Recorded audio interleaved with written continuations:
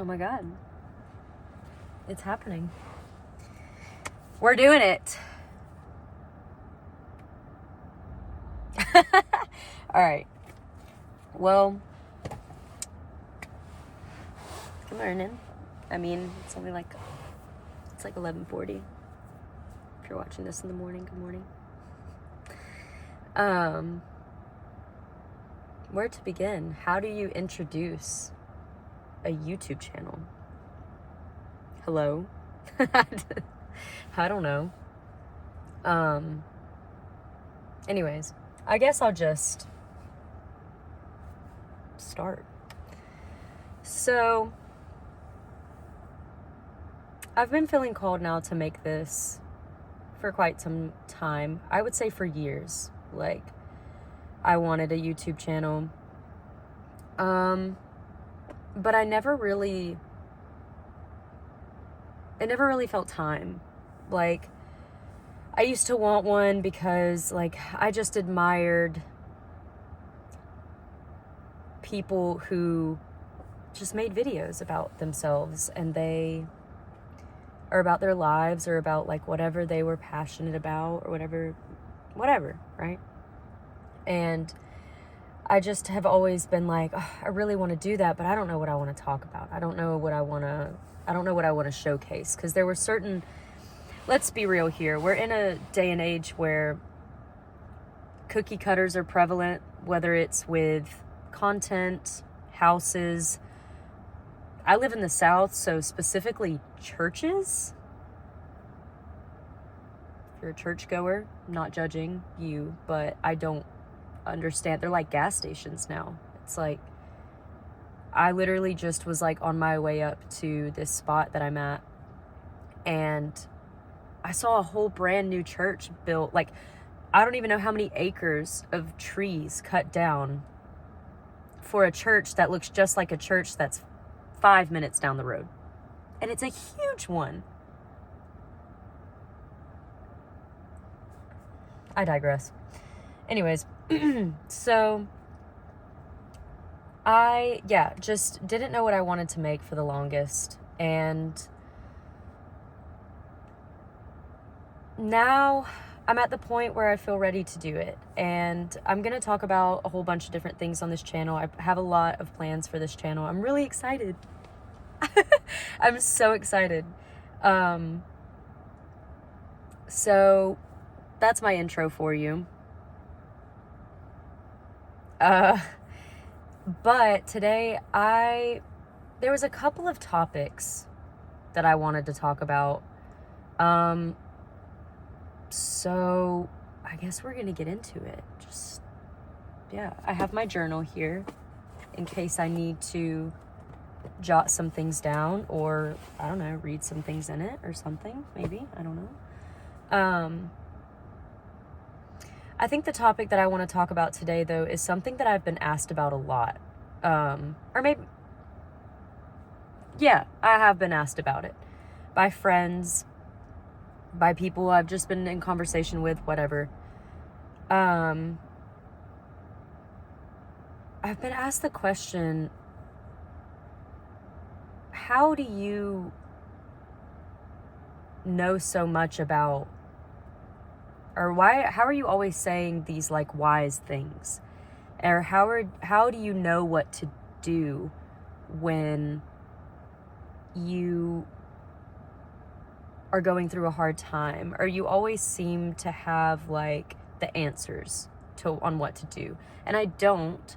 It's not that I have this, like, how do I explain this? We're gonna get there. Just bear with me. I'm pretty much talking about how to stop chronically avoiding yourself.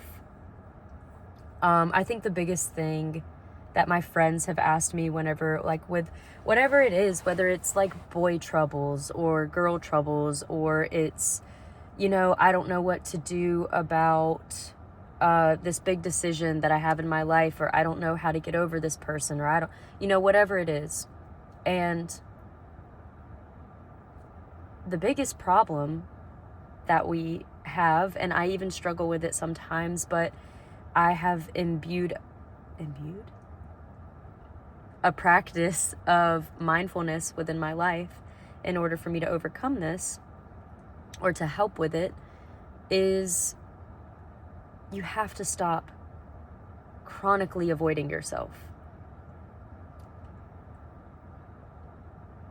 If you have a problem that is a repeating problem in your life, whether it's you're meeting the same partner in a different person over and over again, you're getting your heart broken in maybe the same way over and over again, you're getting opportunities that just seem to fall through over and over again, like, or you get a large sum of money and then you lose it and you're right back at square one, and it just feels like you're right back at square one every single time, like just repeated. It's because there's a lesson within you that you're not learning. There's a change that you're not making. There's something that you're not getting. And I've had to learn this the very hard way. And I have had resources, whether it's been self-help books or I followed, it just seems to magically have been given to me at the right time. Once I figure out how to edit, I'll put some probably like resources right here. Like Existential Kink by Carolyn Elliott. I think that's her name. I'm really bad with pronunciation. Flynn Skidmore. He is another guy on Instagram that helped me a lot. His newsletters, his insight. But anyways, stopping chronically avoiding yourself. Everything that you experience is it's a reflection of you. And I think this has become kind of a cliche saying that a lot of people just kind of brush under the rug because they're like, that's witchy woo-woo stuff. It's not. And what I mean by this is, for example, if you say you want more money. Let's just take that as an example. I want more money. I want $5,000. I want this. I want that. But then, say in your field, say you're an artist. And say an opportunity pops up, an open call, if you will. An open call comes up. And you're like, or whatever, an opportunity, you see a flyer, you see an Instagram post, you see this, you see that. And something in you gets really excited, or something in you, like it comes to your attention. But then as soon, maybe within 5 seconds of you looking at it, or 10 seconds, you get excited. But then the voice comes into your head that's like, ooh, but I don't have enough money for the resources to pay to make the piece that I want to submit, or my art isn't good enough to submit into that, or I probably won't win. There's probably there's already probably like thousands of people that have already submitted, blah, blah, blah. And it's your internal beliefs about yourself, your capabilities, your worth, that blocks that opportunity that could have brought you, say the prize is $5,000. That blocks the opportunity for you to receive that money.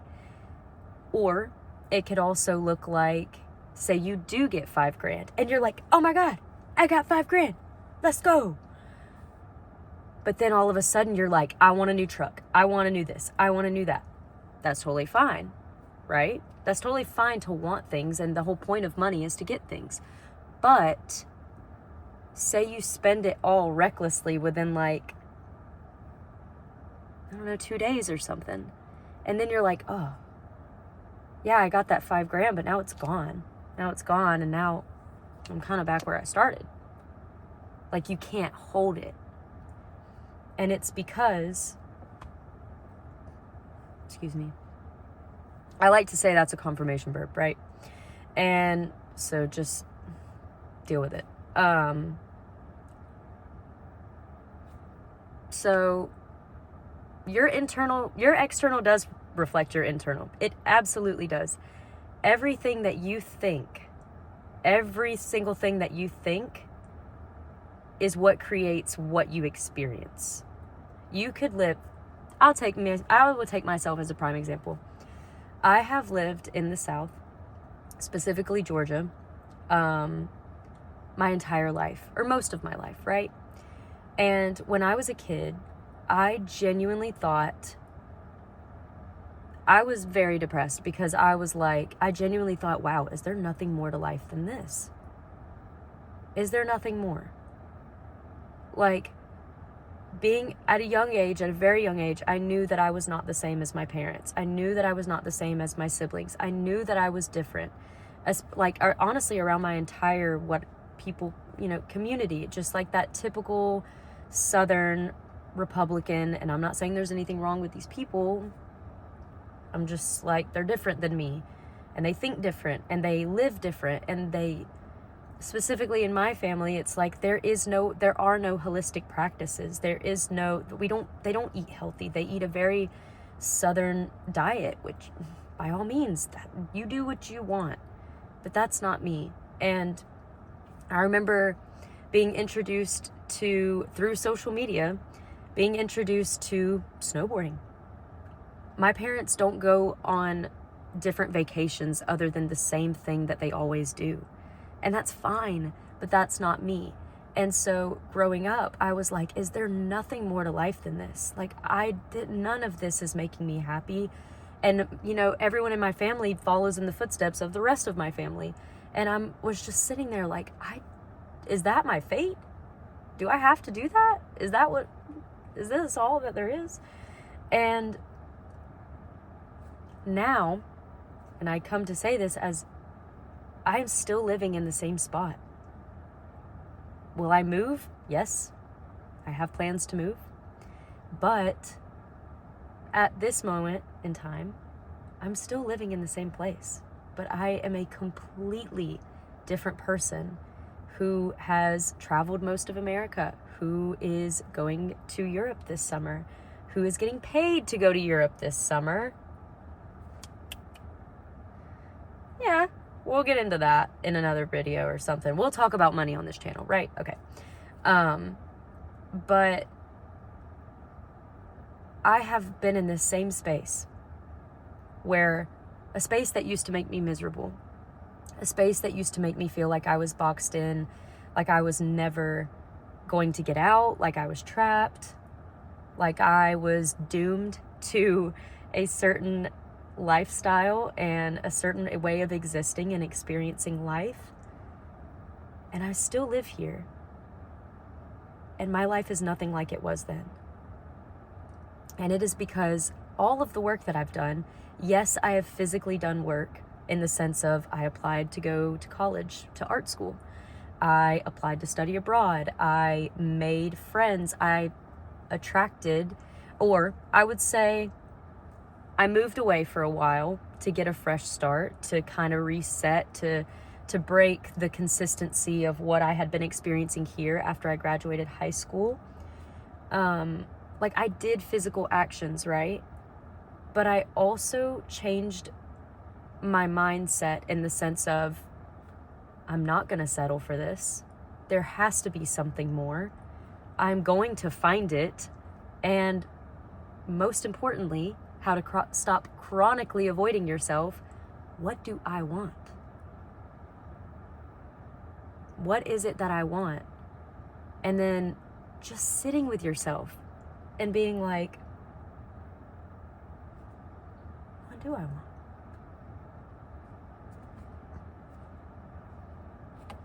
Confirmation. What do I want? It's that simple. It's not always easy, but it's that simple. Because so much of the time, and don't think it was easy. Don't think that I didn't get an earful from my parents, from my family, from pretty much everyone that has ever supported me, influenced me, whatever, in my life, especially as a young kid, as a youngin', that artists don't make money. Artists don't make money. You want to be a starving artist? You want to go do this? You know what you should do? You should be an engineer. They make money. I hate math. You should go for this instead. Actually, you should do this. Actually, you should do that. I thought that I was going to hate college and it was going to be the worst experience of my entire life, because the only thing that I thought of was being an accountant or studying this, or just like sitting in a classroom for hours on end with some boring ass work. And I didn't even want to go until I was influenced to go. And then I found the art program. And everything in me everyone around me was saying, art, you can change your major later. You know, maybe you should, yeah. But I didn't change my major. I'm a junior now. And I'm about to get paid $2,000 to go study art in Europe. I get paid to go to college.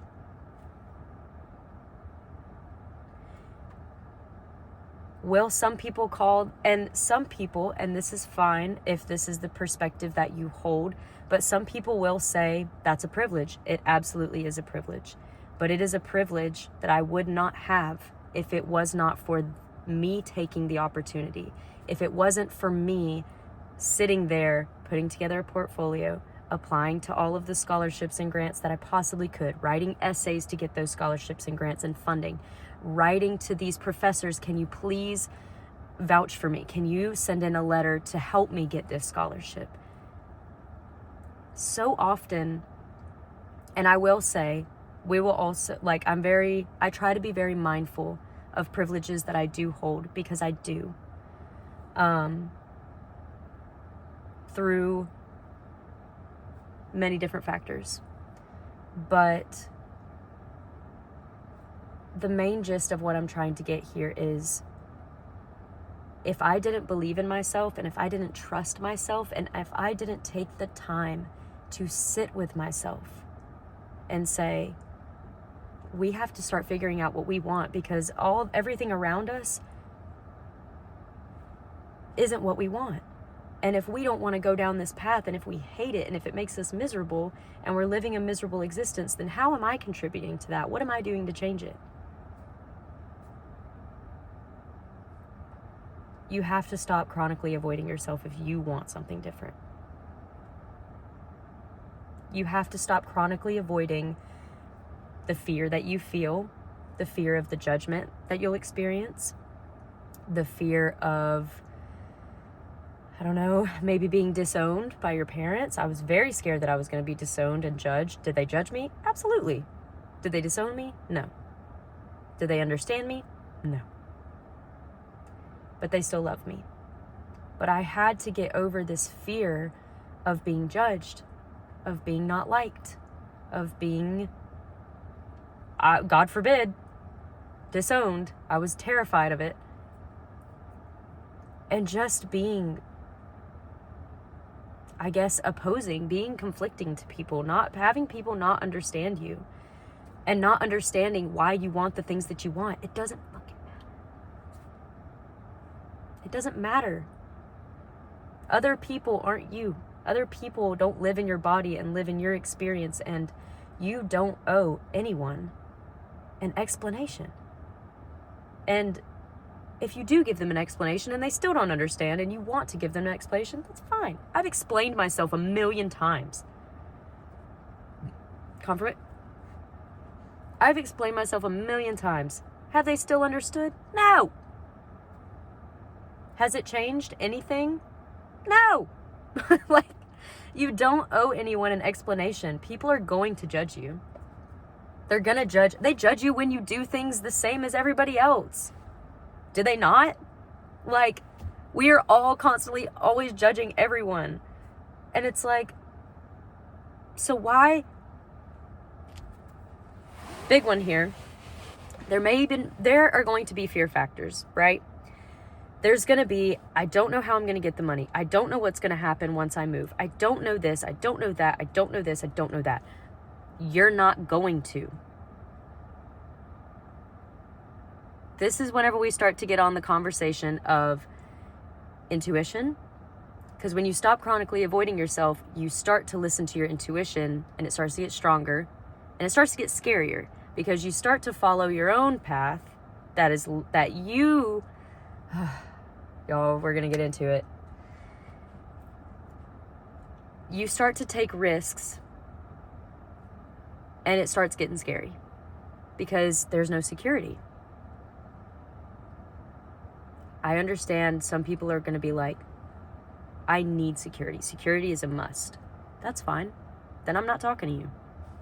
It's that simple. If what I'm saying is not resonating with you in any way, and it's actually really pissing you off, I'm not for you. You don't have to listen to me. But if what I'm saying is kind of hitting you in a way, and you're like, oh, yeah, what she's saying is making sense. What she's saying, like, it's kind of like trudging something up within me. There's something I'm avoiding that I want to listen to. Then I am for you. And you are meant to listen to this. And you are meant to hear it. And chronically avoiding yourself can be with anything. It doesn't have to just be through romantic relationships or with money or whatever. It could be with, I had to do this a lot. It could even be with just improving your quality of life, because you're chronically avoiding befriending your depression, your anxiety, your hard feelings that you don't want to feel because they feel awful. But the more you suppress and the more you avoid, the more that you, how do I say this? The more that those feelings are they're going to show up, but they're going to show up as, they're going to show up as substance abuse. They're going to show up as maybe using your body in ways that don't align with you. They're going to show up as seeking fulfillment through other people, through anything external. It could be substance abuse, it can be sex, it can be eating a lot of junk food, hoarding, like over consuming. It can be doom scrolling.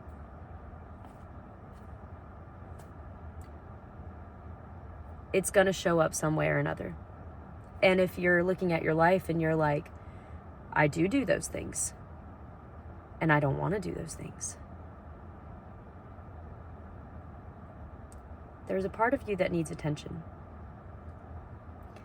And I'm kind of thinking to myself right now, have I talked about how to stop chronically avoiding yourself? It literally comes with just sitting still. It comes through conversations with yourself, because I feel like a lot of people don't understand that they have a relationship with themselves. You have a relationship with yourself. I have a relationship with myself. You can neglect yourself just like you can neglect a child, a pet, a spouse. Like, you absolutely 100% can. And you do, if you don't actively have a relationship with yourself. And I know that's hard to hear, but if you don't actively have a relationship with yourself, in the sense of checking in with yourself, feeling your emotions, exercising, taking care of your body, taking care of your skin, your hair, whatever, self-care, you are in a way, yes, neglecting yourself. Because that is how you have a relationship with yourself, is you communicate. What's the word I'm looking for? You communicate. You take care of. You meet your own needs. And this is something that I've had to learn over a lot of hard experiences. And you build a relationship with yourself just like you would anyone else. So, how to stop chronically avoiding yourself? Stop looking externally for solutions that are not... let me restart. Stop looking externally for solutions that are not external problems. Because everything externally is a reflection of internally how you feel, what you think, what your beliefs, what do you believe? This is why meditation is a really good practice, because when you're sitting there with your thoughts and you are doing nothing to distract yourself from looking at your thoughts, and all you're seeing is thought after thought after thought after thought, that is what's playing in your mind all day. All day, every day. You're just not aware of it. It's still there and it's controlling your life, but you're just not aware of it.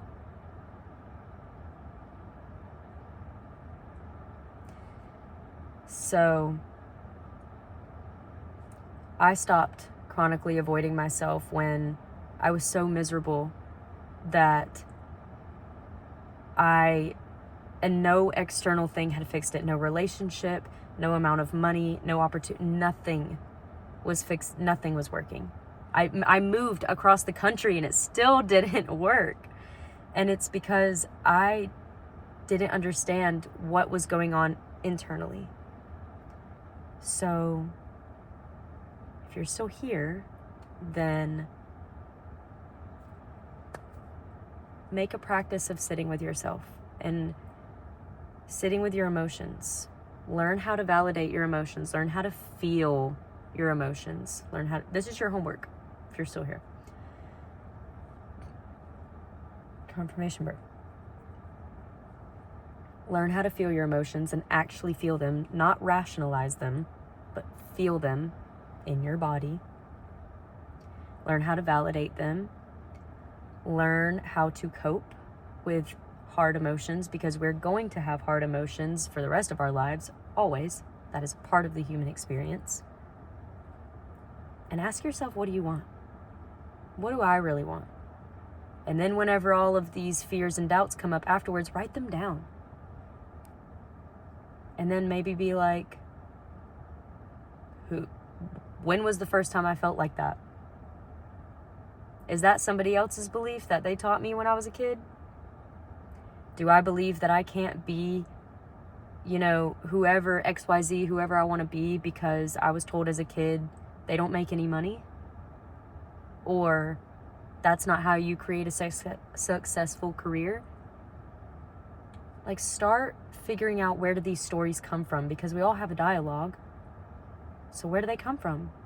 Whose are they? Are they yours, or are they someone else's? Are they your parents or your grandparents or your caregivers or your brothers and sisters? Whoever was around you when you were a child is most likely who's up here. Unless you've done some work on yourself and you're aware that you've done some work on yourself, right? But yeah. Episode 1, or first video, is about that. Hopefully that made sense. And if it didn't, then hey, we'll get there. I don't know. But I think the video's over. I think that's all I had to say. That's it. More to come. But yeah.